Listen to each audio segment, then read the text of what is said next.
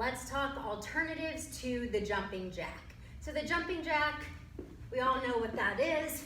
Now, because my legs go out to the side, to laterally, essentially, this can put a lot of tension on the outside of our knees. For whatever reason, maybe we're just not ready for that movement, or maybe we have a previous injury that just gets irritated when we do the jumping jack.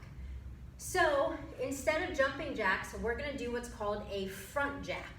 A front jack still maintains a very similar stimulus to the jumping jack movement, so it's a great alternative. Now what you're gonna do, you're gonna start with your feet right underneath your hips. This is gonna be your center position, feet underneath the hips. My hands are gonna be right on my hips, and I'm gonna do this from the front first and then show you from the side. So I'm gonna drop down into a tiny little dip, just a slight bend in my knee. My torso is still upright, it's not leaning forward.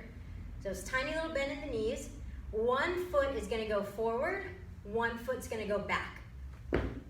It's a very shallow lunge. I wouldn't even call it a lunge. Now I'm gonna go back to center, switch legs, back to center. Now if you wanna see this from the side, we'll do a couple reps, starting at center. So you can see it's very similar to that jumping jack, but just changing up the direction of those knees, so hopefully we don't get any irritation, especially on the outside.